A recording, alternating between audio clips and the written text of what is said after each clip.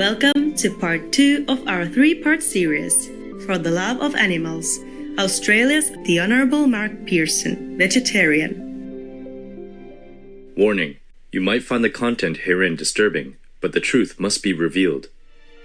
Mr. Pearson is currently a member of the New South Wales Legislative Council representing the Animal Justice Party and a Shining World Leadership Award for Compassion Laureate. Before his election to the council, he spent 22 years as the executive director of Animal Liberation, a non-profit organization whose primary focus is protecting farm animals. While with the organization, his compassion for animals moved him to engage in many dangerous activities, some of which were even considered illegal. I've been working with Animal Liberation since 1992. So over that time, I've been to a lot of properties. I've committed trespass. I've broken the law many times. In order to go over the fence, get into the shed, open the door to the hidden animals. They're kept out of sight, and they want them to be out of mind because they're in intensive farming, they're factory farming, they're kept in extremely confined spaces, and the industry doesn't want the world to see that. They don't want their consumers to see that. So part of my job through all this time is to, with others, many others have been involved, to take picture and the video, publish it, and then deal with the courts afterwards. I have no conviction because the courts see the balance. Okay, a person has entered enclosed lands and trespassed, not lawful, unlawful. But the fruits of their trespass was not to commit burglary or theft or to harm, but rather expose what many might think is harm. So the court has to balance it this way. In his current role as a Member of Parliament, Mr. Pearson continues working tirelessly to improve the welfare of animals. He frequently introduces parliamentary bills to outlaw various aspects of animal cruelty, including painful practices in the horse racing industry and in sheep farming. Part of what our work is to get the Parliament to ask questions about practices that have been there for a long time and now are in question. So Emma, she's bringing in a bill about speciesism against animals. It'll get thrown out, and then it'll get thrown out, but the numbers who will vote for it will increase. So just like Richard Martin in 1858, I think it was, who brought the first legislation to protect animals in Britain, in the world. It was called the Cattle Protection Act. It took him 5 attempts. So that's what it is. I will get some changes with the mulesing and we will get some changes with the horse racing, but we won't get everything we want. But you come back. So tenacity is the name of the game. Just hold on and don't get angry. You can get a bit angry, but don't become bitter and twisted. That's very important.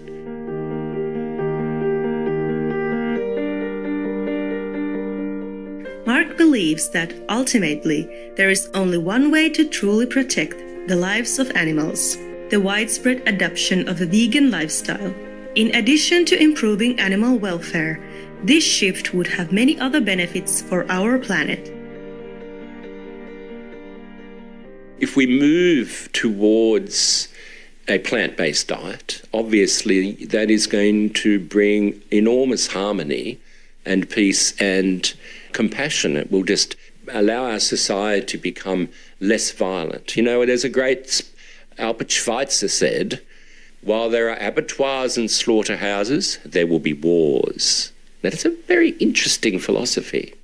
So wherever in one little corner, one little hidden place, there is violence, it's impossible to stop violence because there's violence. So it's that degree that we have to see it with that intensity and that perception. So I think my view is that we are actually moving that way. I mean, in some countries, intensive farming is proliferating, but I think it's doomed. It's going to fall over because, like the Paris Summit said, the strain on the environment and our resources, putting aside animal welfare, it is illogical in terms of the survival of the planet to keep going in that direction. So just scientifically, business thinking, we have to move away from it. So I think there's a lot more understanding of compassion and concern for animals, and that's very important. But I think also the practical and logical business model thinking, these are now going to come together and I think eventually help the world.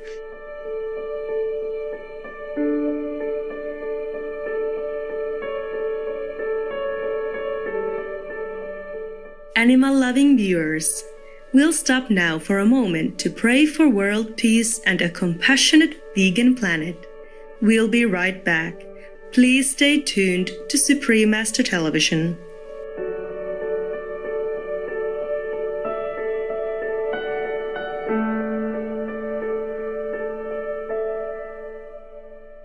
Peaceful viewers, welcome back to our interview with the Honorable Mark Pearson. Mark believes that animals may live in a way that is different from the way we humans do on this planet. How they communicate with one another, how they build societies, and so on is difficult to understand at times. For Mark, comprehending that animals have a metaphysical existence could benefit us more than just trying to understand how animals' lives work. For decades, humans have conducted behavioral experiments on animals, hoping to discover more about the way they think and act. Mr. Pearson shares his views on such animal experimentation. I think when you understand that animals have an extraordinarily powerful, complex world that they live in, and they probably don't think, but they observe. And so there's a mystery about animals. And I think it is really important and very heartwarming and very nourishing for us is to try and grapple with that and be comfortable without us having to completely understand it. There's nothing wrong with perceiving and observing mystery, and that awe is much more comforting to us than analytical knowledge about how the animal responds to such X stimulus or Y stimulus. And therefore we experiment on them because we want to know how they respond. Well, just leave them alone. There's nothing wrong with living and with a mystery. In fact, it's exciting. And be aware that our mind, thought, is extremely limited. It can only understand certain things, conceptualize certain things, and do intellectual work. The other inspirations and perceptions come from something else, and thought might try and record it and struggle with it. But I think the closer you come to the sense of awe and delight in seeing the mystery and beauty of an animal and its majesty and not wanting to control it, then you become a much better person, and the best in you is nourished by that relationship. So I think that's very important.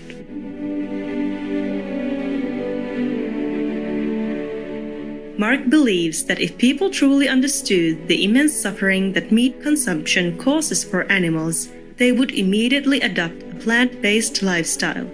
He wishes that all beings on Earth, even the animals, were vegan. If I were to have made the Earth or the world, I think I would have kept the animals vegetarian or vegan, because it is rather awful to look at a big cat bring down a bullock, or it's an ugly thing to see. But the cat doesn't kill any more animals than it needs to survive, for its family and itself to survive.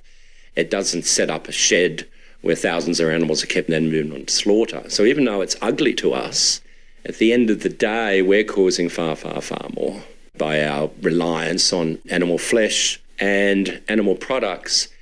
And the sinister thing is that in most countries, people sit down to their meat and with their knife and fork, cutting into their knife and fork, unaware that far in the distance, in a valley somewhere, animals are being slaughtered, and your action here is implicated. You are connected to that sorrow, to that fear, and it's in the food you're eating. So what's happening to you when you consume the flesh of another who's suffered fear and distress? Mark also refers to the 3-year-old Brazilian boy, Luis Antonio, vegetarian, and a touching conversation with his mother about humans should not eat animals. I don't think we'll ever get the correct answer to that, but children get that very quickly. So, I'm eating octopus is a very good one. Little boy said, "Oh, I'm eating octopus. How many legs? Where's the head? Mummy, does it have a head or just legs?" And then he starts asking questions. And then he said, "Oh no, I just want to eat the vegetables now." The little boy, Luis Antonio's genuine words of compassion for the animals have inspired millions of people to rethink their diets and adopt veganism. When we eat animals, they die. I don't like it. I like them on their feet, happy. We must look after them, not eat them. Luis Antonio, vegetarian. Honorable Mark Pearson, we appreciate your words of wisdom and deep respect for the lives of animals.